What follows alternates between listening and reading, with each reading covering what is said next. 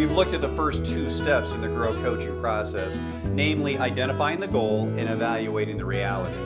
The next step in that process is to generate options for improvements. To do that, you'll need to ask questions that not only probe potential options for improvements, but effectively transfer ownership for those improvements to the person you're coaching.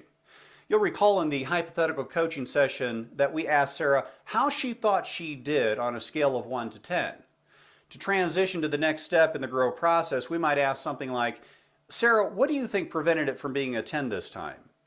And what do you think needs to happen to raise it to a 10 next time?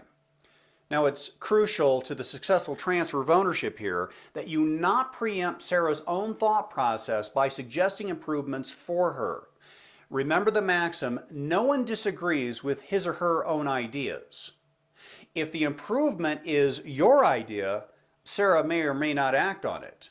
But if it's Sarah's idea, well, that's a different story. Sarah will likely at least attempt an improvement if she's the one who thought of it. Now, once Sarah comes up with an idea for an improvement, don't stop there. Say something like, that's a great idea, Sarah. Let me write that down. What else? Your goal here is to get Sarah to suggest as many options as possible that you can eventually pare down to a few actionable items. So continue asking what else, what else, what else until Sarah has exhausted her options. And at the end of it, if you think there are still some things Sarah missed, you can follow up by saying something like, let me suggest one or two things that I think might help here. Be sure to pare down your final list to 2 or 3 actionable items.